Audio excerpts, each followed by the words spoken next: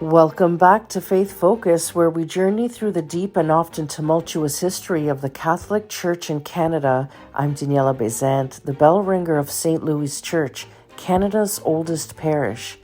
Today we continue our exploration of the early days of faith in Acadia, focusing on the events that occurred before the tragic expulsion of the Acadians, a time of great challenges, faith, and perseverance. These stories are drawn from the book The Oldest Parish in Canada by Ambrose Como, a valuable resource that captures the essence of our shared heritage. As always, the photographs you'll see here are ones I've taken at the historic sites still standing in and around Annapolis Royal, Nova Scotia. If you ever find yourself in this beautiful part of the world, please reach out. I'd be delighted to sit with you at Mass and share the stories of these sacred spaces. So let's travel back in time and once again to a moment just before everything would change forever. Chapter 2.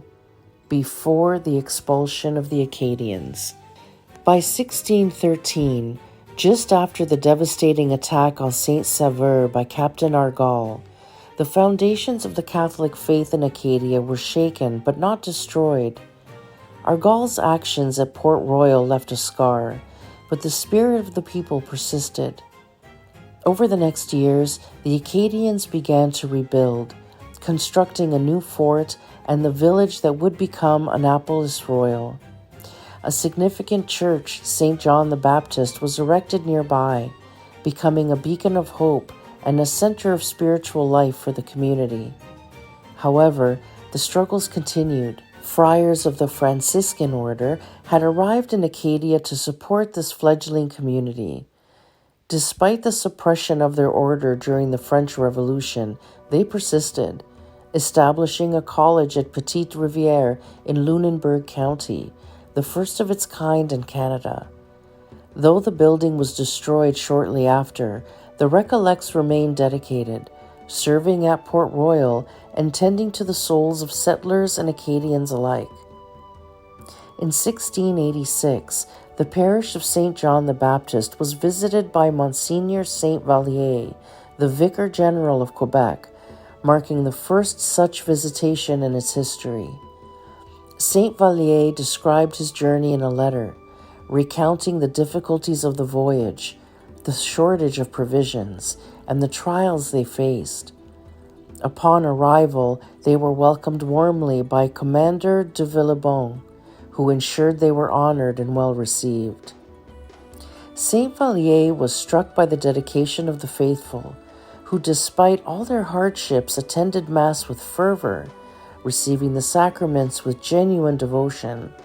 However, he also noted the challenges posed by the trade of liquor with the indigenous communities, a persistent issue that troubled the priests and hindered their mission.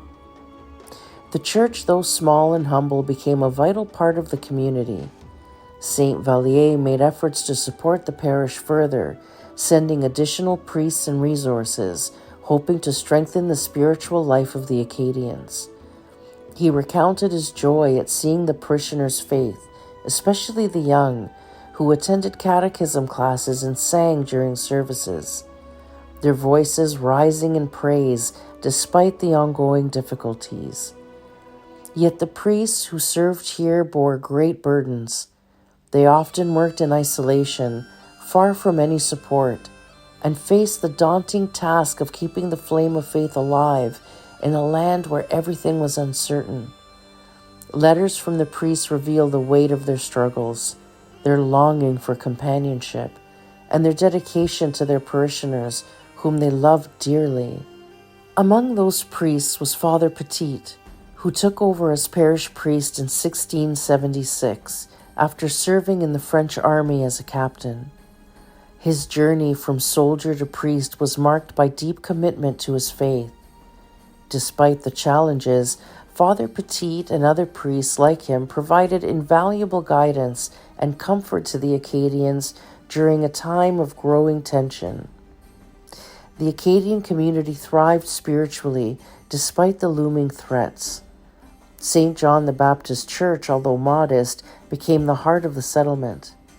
The priests and the people worked together, holding on to their faith even as political pressures and conflicts with the English forces grew. But the challenges were unending. In 1690, the English forces, led by Phipps, invaded Port Royal, devastating the community once more. The church was plundered, priests were taken prisoner, and once again, the Acadians were left without a place to worship. The Recollect Fathers attempted to rebuild, but the church was burned to the ground in 1708, leaving the community without its spiritual home.